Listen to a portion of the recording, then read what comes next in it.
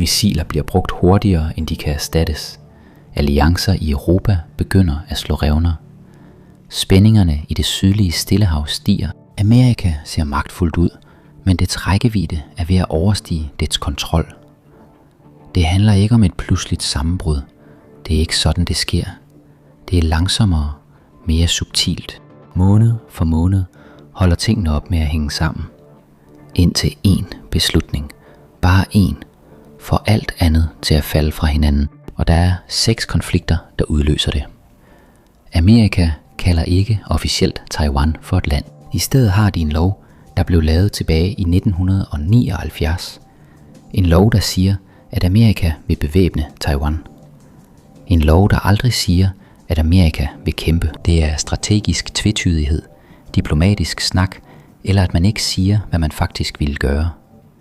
Det virkede i over 4 årtier, fordi ingen satte det på prøve. Nu er det ved at ændre sig. I slutningen af 2025 gennemførte Kina store fælles øvelser, der simulerede blokader og præcisionsangreb omkring Taiwan. Den amerikanske kommando har gentagne gange advaret om, at øvelserne bliver svære at skelne fra reelle operationelle udsendelser. Flådeskibe øgede omringning. Landgangsstyrker trænede kystnære presoperationer. Fokuset var ikke på show. Det handlede om timing. Kinesiske kystvagtskibe kredser nu om Kinmen-øen hver dag. Den ligger mindre end 2 engelske mil fra det kinesiske fastland. Dette er ikke symbolsk pres. Det er en øvelse. Beijing følger drejebogen og afskærer de ydre øer før hovedangrebet. Men hovedangrebet kommer måske aldrig i den form, som nogen forventer. Washington har brugt 10 år på at forberede sig på et D-dag-scenarie i Taiwan-strædet. Amfibielandinger, missilangreb, en tydelig krigshandling. Den slags træk, der tvinger til et modsvar. Beijing brugte de samme år på at opbygge noget mere diskret. Siden 2023 har Taiwan rapporteret gentagne forstyrrelser af den undersøiske kommunikationsinfrastruktur. Flere regeringer, herunder USA og Storbritannien, har advaret om, at disse undersøiske kabler er en kritisk sårbarhed i en moderne konflikt. Matsu-øerne mistede internetforbindelsen i flere uger. Virksomheder gik i stå, betalinger frøs, kommunikation brød sammen. Det, der ofte overses, er, hvor afhængig moderne militær koordinering er af den samme civile infrastruktur. Satellitredundans findes, men undersøiske kabler bærer stadig størstedelen af den sikre datatrafik, inklusive finansielle afviklingssystemer, der er knyttet til forsvarskapaciteter. I begyndelsen af 2025 lå et kinesisk tilknyttet skib direkte over et kabel nord for Taipei, da det blev brudt. I februar kastede det togoflade skib anker i en ankerforbudszone ud for Tainan. Det slæbte ankeret hen over havbunden, indtil endnu et kabel blev brudt. Taiwanske myndigheder har sporet næsten 52 mistænkte skyggefartøjer, der opererer nær Taiwans kabler. Skibenes flag skifter mellem lande, transponderer slukkes. Og i januar 2026 krænkede en kinesisk militærdrone for første gang nogensinde Taiwans territoriale luftrum. Der kom ingen udtalelse fra Washington, ingen sanktioner, og Beijing bemærkede tavsheden. Kina indfører nu karantæner. Ikke en blokade, det er militært. En karantæne er for 12 embedsmænd, og det strategiske skifte her er subtilt, men afgørende. Det omformulerer optrapning som bureaukrati i stedet for krigsførelse. Det er vigtigt, fordi internationale reaktionsmekanismer er designet til militære grænser, ikke administrative. Beijing annoncerer strengere inspektionsregler for skibe, der ligger til i Taiwan. Alt gods skal indsende forhåndserklæringer til de kinesiske myndigheder. Kinesiske kystvagtskibe kan frit bore skibe. Skibe, der nægter, bliver sendt tilbage. Ingen missiler og ingen erklæring. Bare en masse friktion, der påføres overalt på én gang. Problemet for Washington er ikke, at de ikke kan reagere på en blokade, men at Beijing ikke vil give dem en blokade at reagere på. Og her bliver det grimt. Taiwan producerer over 60% af verdens halvledere og over 90% af de mest avancerede chips, hovedsageligt gennem TSMC. Disse chips er indlejret i alt fra F-35 avionik til missilstyringssystemer til cloud-infrastruktur. En betydelig del af avancerede amerikanske våbensystemer er afhængige af forsyningskæder, der går gennem Taiwan. De næste generations systemer, som Amerika satser på, hypersoniske våben, AI-assisteret målsøgning, næste generations kampfly, er alle afhængige af den forsyningskæde. Dette er ikke kun en økonomisk afhængighed, det er også en militær afhængighed. Og tidshorisonten bliver ikke mere tydelig. I årevis frygtede militæranalytikere en invasion. I 2027, 100-året for folkets befrielseshær. Det gav struktur til planlægningen. Men det bliver nu trukket tilbage. Amerikansk efterretning siger nu, at der ikke er nogen fastsat invasionsdato. Det lyder som en god ting, men det er det ikke. En fast deadline kan man planlægge efter. Nu skal planlæggere tænke, er det i år? Allierede er allerede ved at tilpasse sig. Japan har offentligt udtalt, at et angreb på Taiwan vil være en trussel mod landets egen overlevelse. Filippinerne har udvidet amerikansk baseadgang. Seoul er dog mere forsigtig. Amerikanske forsvarsembedsmænd anerkender, at Seouls primære fokus stadig er Nordkorea, ikke Taiwan. I det øjeblik Taiwan bliver et brandpunkt, åbner Kim Jong-un en anden front langs den koreanske grænse. Enhver planlægger ved det. Den virkelige spænding handler ikke om jura, det handler om tid. Taiwan Relations Act blev skrevet til en verden, hvor en optrapning tog uger. I dag kan optrapning ske på få timer. Så her er spørgsmålet, som Amerika ikke har besvaret. Hvis Beijing handler, holder det juridiske grundlag så? Eller bliver beslutningen truffet i realtid, under pres, med ufuldstændig information og globale konsekvenser? Men hvad hvis det skridt aldrig kommer? Hvad hvis det ikke er én invasion, men tusindvis af små handlinger? Kabelbrud, droneindtrængen, økonomiske restriktioner, administrative flaskehalse, hver enkelt for lille til at udløse krig, men alle sammen fjerner langsomt Taiwans evne til at fungere. Det er det reelle scenarie nu. Beijing behøver ikke vinde en krig, som Amerika måske vil kæmpe. De skal skabe en, som Amerika har svært ved at genkende. Ukraine er ikke længere en krig, som Amerika vinder. Det er en krig, Amerika forsøger at håndtere. Målet var aldrig total sejr. Det var inddæmning. Et svækket Rusland. Et overlevende Ukraine. Planen er ikke forsvundet. Den er bare stoppet med at styre politikken. I begyndelsen af 2026 dukkede våbenhviledrøftelser op igen via flere kanaler. Europæiske stater undersøgte sikkerhedsgarantier. Embedsmænd i Paris, London og Washington har alle privat erkendt, at en fastlåst konflikt nu er det mest sandsynlige udfald. Ruslands holdning har ikke ændret sig. Moskva vil ikke tillade NATO-tropper på ukrainsk jord. De vil have territorier aftalt først. Forhandlinger kommer i anden række. Omkostningerne ved denne krig er ikke pengene. Det handler om industrikapacitet. Amerika sendte 300.000 artillerigranater til Ukraine. Pentagons indkøbsrapporter viser, at produktionen stiger, men den halter stadig bagefter forbruget under krigstid. Hæren ønsker at nå 100.000 granater om måneden inden midten af 2026. Det lyder imponerende, indtil du finder ud af, at Ukraine kan affyre så mange på 2 uger. De luftforsvarsmissiler Ukraine bruger er nødvendige andre steder. Taiwan, Sydkorea, Golfen, Europa. Lockheed Martins Patriot-produktionslinje i Camden, Arkansas er et af de vigtigste flaskehalse. Direktører har offentligt udtalt, at det tager år, ikke måneder, at opskalere produktionen. Hver Patriot-batteri, der sendes til Ukraine i år, er et Patriot-batteri, der ikke står i Guam. Forsyningskæden skelner ikke mellem operationsområderne. Den bliver bare tømt. Det bringer Europa og Stillehavet ind i den samme krise. Så EU afsætter flere penge. Europa opruster. Polen fører an i NATO, når det gælder forsvarsudgifter som andel af BNP.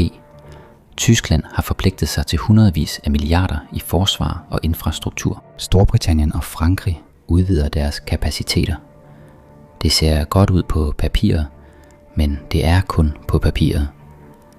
I virkeligheden er det konkurrence. Alle trækker på den samme begrænsede pulje, og Beijing holder øje med de samme tal. Ukraine handler ikke kun om territorium. Det handler også om signalgivning. Hvad lærer en lang, dyr og usikker forpligtelse modstanderne? Hvad signalerer et forhandlet forlig under pres om grænser? Og mens Washington stadig forsøgte at få den Ukraine-aftale i hus, var der allerede tændt en brand i Mellemøsten. I februar 2026 gennemførte USA og Israel næsten 900 angreb på 12 timer. Missionen blev kaldt Epic Fury. Det dræbte den øverste leder, Ali Khamenei. Det dræbte dusinvis af højtstående iranske embedsmænd. Det dræbte også omkring 170 civile. Et missil ramte en pigeskole ved siden af en flådebase i Manab. Prisen for gengældelsen var den del, ingen havde regnet med. Iran lukkede Hormuzstrædet. Omkring 20% af verdens transporterede olie passerer her. Det var det største forsyningschok siden 1973. Forbrugere over hele verden mærkede konsekvenserne ved benzintanken og ved kassen i supermarkedet. Iran øgede gengældelsen.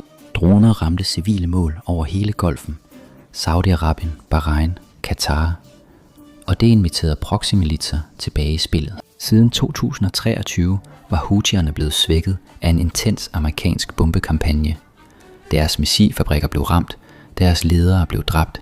Pentagonen rapporterede, at de løb tør for reservedele. 48 timer efter Epic Fury var de tilbage i det Røde Hav og angreb tankskibe med droner, som ingen havde set før. Iransk designet, samlet af kommercielle komponenter, der var blevet smuglet gennem Oman. Droner, der kostede omkring $2.000 at bygge, blev skudt ned af afskæringsmissiler til $2 millioner. Rederier blev tvunget til at omlægge ruterne omkring Kap Det Gode Håb, hvilket fik fragtraterne til at stige tilbage til pandemiens højder. Det misforhold vokser dag for dag. Verdensbanken og IMF har begge advaret om, at vedvarende forstyrrelser i denne korridor kan føre til inflation på verdensplan. Hizbollahs kamp med Israel eskalerede. Mere end 2.000 blev dræbt. Hizbollah affyrede raketter fra positioner, som amerikansk efterretning havde vurderet som tomme. Læren for Washington var brutal. En iransk proxy er ikke et statisk mål. Det er et netværk, der vokser frem igen, så længe Teheran stadig finansierer det. Iran kan genetablere en proxy for prisen på et par lastbiler. Amerika kan ikke genetablere en fabrik til afskæringsmissiler på under 7 år. Hver noget opererer semi-uafhængigt. Hver enkelt kan udløse en optrapning. Ingen af dem kræver, at Iran affyrer det første direkte skud. Højtstående forsvarsembedsmænd har erkendt, at det nuværende operationstempo påvirker beredskabet i andre operationsområder, herunder Indo-Pacific, og det er før det nukleare spørgsmål overhovedet bliver rejst. Irans berigelsesniveauer har i de senere år nærmet sig grænserne for våbenegnet berigelse. IAEA har gentagne gange rapporteret om reduceret indsigt i Irans nukleare aktiviteter efter overvågningsrestriktioner. Hvad sker der, når Iran krydser den grænse? For i det øjeblik, det sker, forbliver regionen ikke uændret. Saudi-Arabien har allerede udtalt, at de vil søge atomvåben. 18 måneder. Tyrkiet har det tekniske grundlag. Egypten har incitamentet. Ikke-spredningseksperter advarer om, at et atombevæbnet Iran kan udløse den hurtigste bølge af atomudvikling siden den kolde krig. Og USA's mulighederne bliver færre i det øjeblik, det sker. Militær handling bliver mere risikabel. Det diplomatiske spillerum svækkes. Regional stabilitet bryder sammen. Så spørgsmålet om Iran er ikke, kan USA angribe Iran? Det er, hvad der sker bagefter. Hvordan ser afskrækkelse ud i en region, hvor optrapning er decentraliseret og atomgrænsen er uklar? Og endnu vigtigere, hvad koster det at forblive involveret der, mens alt andet stadig er aktivt? Det er ikke nødvendigvis et separat problem, men det er en faktor, der forstærker det hele og dræner de samme ressourcer. Og så er der det ene sted, hvor ingen af disse bufferzoner eksisterer. Ingen mellemmænd, ingen mulighed for at frelægge sig ansvaret og ingen forsinkelse mellem hændelse og optrapning. Det sydkinesiske hav. Næsten en tredjedel af verdenshandlen passerer gennem disse farvande. Energiforsendelser, halvledere, industrivarer, alt der er forbundet med moderne produktionskæder, passerer på et tidspunkt gennem dette område. Og Kina har brugt over et årti på at omforme kortet. Kunstige øer, landingsbaner, missilsystemer.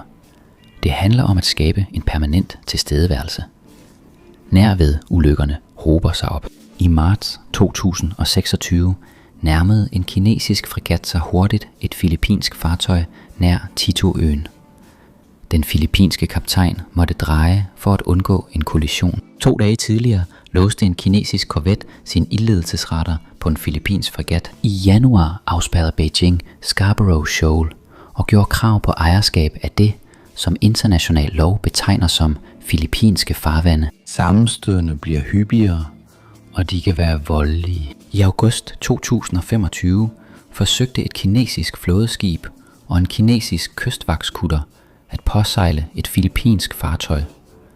De 2 kinesiske skibe stødte i stedet sammen med hinanden. Mindst 3 søfolk døde. Så tæt er dette farvand på at ende i en konflikt. Og de sammenstød verden ikke hører om, er dem, der sker hver uge. Filippinske fartøjer har været udsat for vandkanoner med så kraftig styrke, at udstyr er blevet beskadiget. Vietnamesiske og indonesiske fartøjer rapporterer om gentagen chikane. Kinesiske kystvagtskibe fungerer nu som fremskudte redskaber til at håndhæve politik.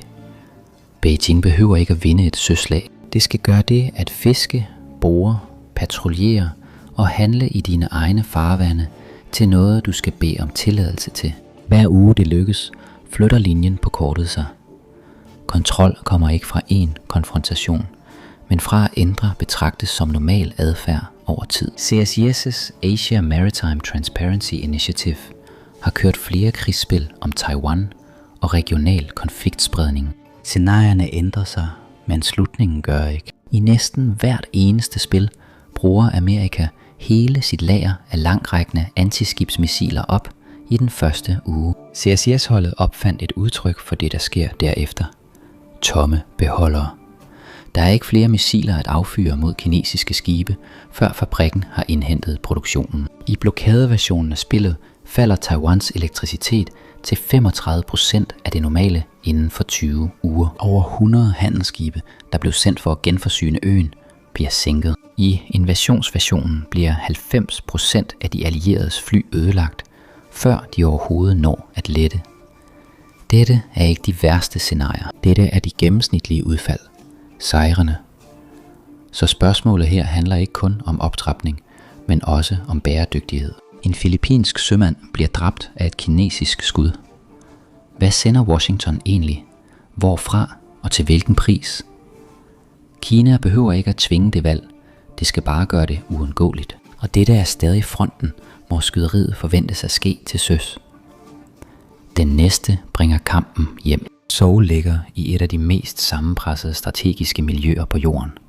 Omkring 26 millioner mennesker bor inden for rækkevidde af nordkoreansk artilleri. Men Pyongyang tænker stort, fordi Nordkorea ikke længere kun er et regionalt afskrækkelsesproblem.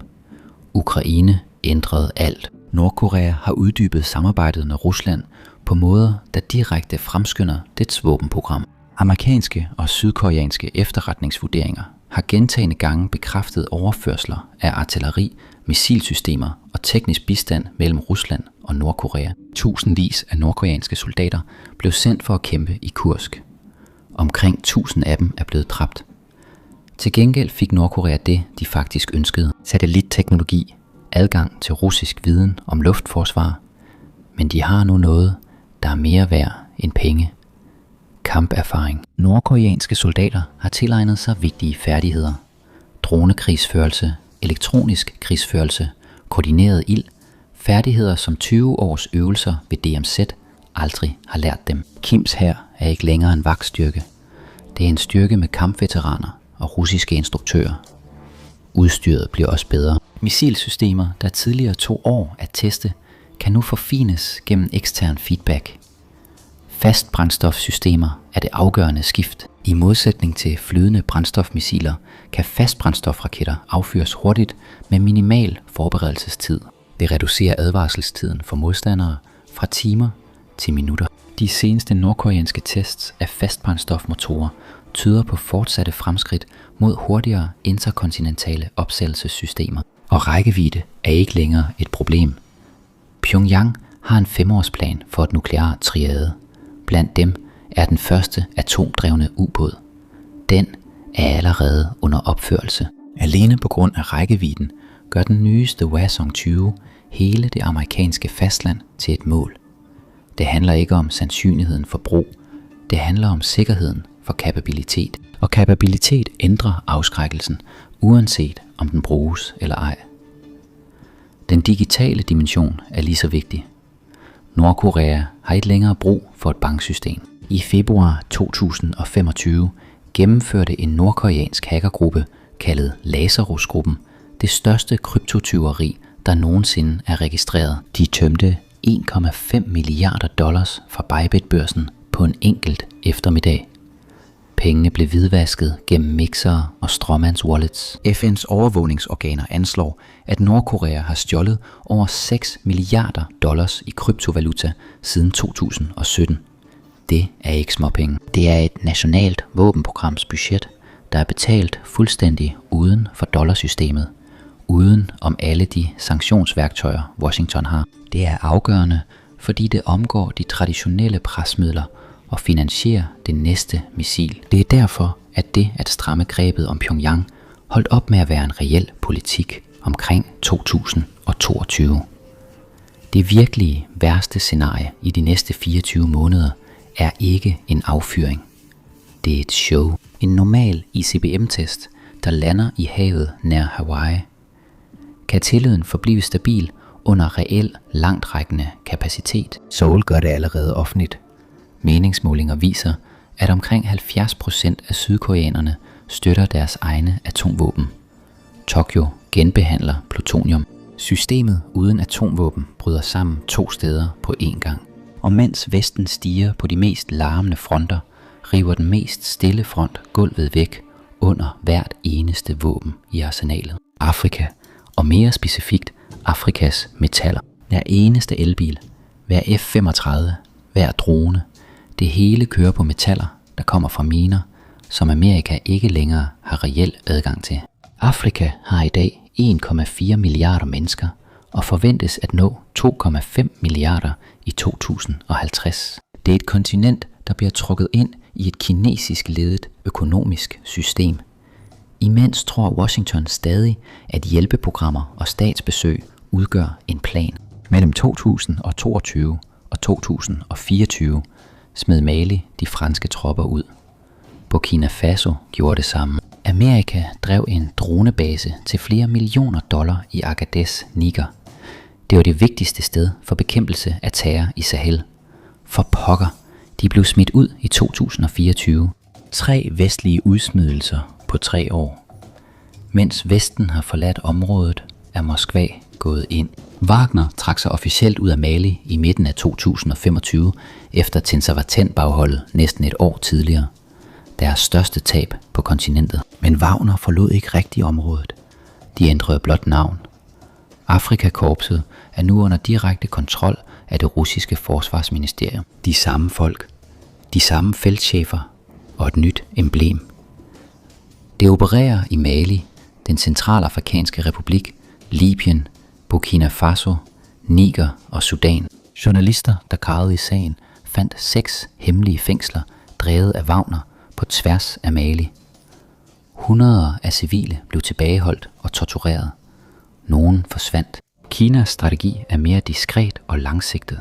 Gennem virksomheder som China Molybdenum og statsforbundne infrastrukturfinansieringer har Beijing sikret sig dominerende positioner i forsyningskæderne for kritiske mineraler. En mine, Tenke Fungurume i DR Congo, producerer 3% af verdens kobber og 5% af verdens kobolt. Det er de 2 metaller, der får F-35-motorer og batterier til elbiler til at fungere. Beijing står også for raffineringen af 19 ud af 20 vigtige mineraler på verdensplan. Selv når en afrikansk regering indgår en minedriftsaftale med Amerika, som DRC gjorde i december 2025, skal malmen stadig sendes til et kinesisk raffinaderi for at blive omdannet til noget brugbart. Aftalen om minedrift mellem Kina og DRC i marts 2026 gjorde dette bånd endnu stærkere. 7 milliarder dollars i kinesiske infrastrukturpenge mod en 1,2% royalty.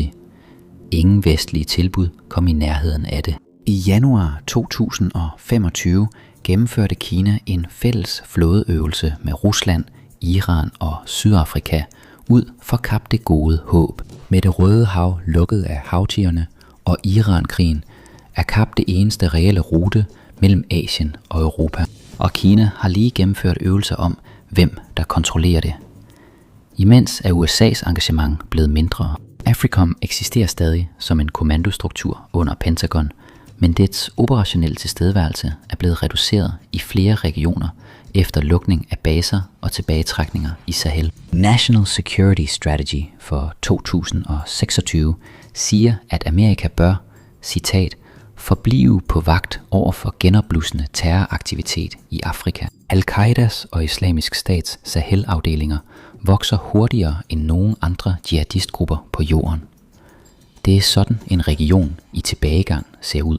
Og de lande, som Washington engang kaldte sine ankerlande, kigger allerede andre steder hen. Kenya underskrev en stor samarbejdsaftale med Kinas globale sikkerhedsinitiativ i 2025. Dette er det samme land, der var vært for amerikanske antiterroroperationer i 2 årtier. Kenyanske embedsmænd taler nu åbent om Beijing som den partner, der rent faktisk møder op med penge. Da vicechefen for Kenyas væbnede styrker tog til Beijing i november 2025, fandt den amerikanske ambassade i Nairobi først ud af rejsen gennem kinesiske statsmedier. Tanzania underskrev en ny aftale, der lader et kinesisk statsligt firma drive deres havn, som ligger direkte ved skibsruterne i det Indiske Ocean. En havn, som den amerikanske flåde engang fik at vide, ville forblive civil. Etiopien køber nu kinesiske overvågningssystemer. Senegal, som USA engang kaldte en demokratisk foregangspartner, har fået en ny præsident, der førte valgkamp på at smide vestlige mineselskaber ud. Hans første udenlandsrejse gik til Moskva. Hver handling kan omgøres isoleret set. Samlet set kan de ikke. Lobito-korridoren er det ene lyspunkt, Washington peger på. En amerikansk støttet jernbanelinje fra Zambias kobberbælte gennem Angola til Atlanterhavet. På papiret bryder det kinesiske monopol på afrikansk kobbertransport. I praksis løber korridoren dog gennem 3 lande og er afhængig af Angolans politisk stabilitet, hvilket aldrig har været garanteret. Og selv når kobberet når Angola som en del af Lobito, bliver det stadig lastet på et skib, der sejler til et kinesisk raffinaderi. Afrika er ikke en separat front. Det er baggrundsbetingelsen, der bestemmer robustheden på alle andre fronter. Fordi mineraler fodrer våbenproduktionen, forsyningskæder understøtter afskrækkelse, og økonomisk samordning giver strategisk frihed. Hvis disse input ændrer sig, strammes alt andet.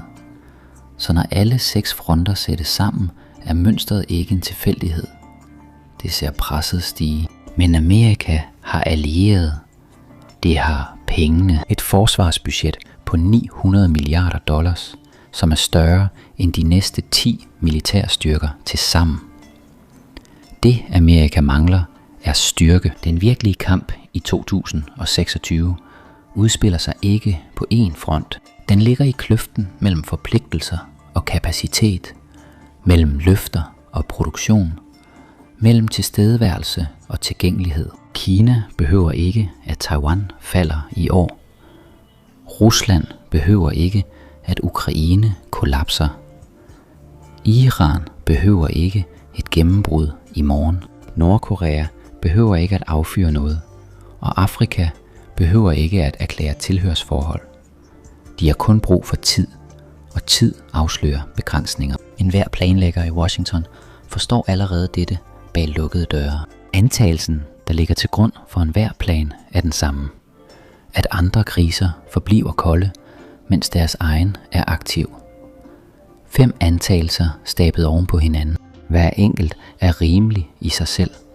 Sammen er de dog umulige. Så det virkelige spørgsmål er ikke, hvilken konflikt der vinder, men hvilken konflikt der opstår, mens de andre stadig er uløste. For det er den eneste version af fremtiden, hvor systemet bliver testet fuldt ud. Ikke sekventielt, men samtidigt. Og når det sker, vil udfaldet ikke blive afgjort af strategidokumenter skrevet på forhånd. Det vil blive afgjort af, hvad der er tilbage på lageret, hvad der er tilbage i produktionen, og hvad der er tilbage i reserven. Alt andet er allerede disponeret. Tak fordi du så med i dag. Jeg håber du nød videoen. Og hvis du vil se flere videoer som denne, så overvej venligst at abonnere og slå notifikationer til. Det gør virkelig en forskel. Tak igen, og vi ses næste gang på MapPack.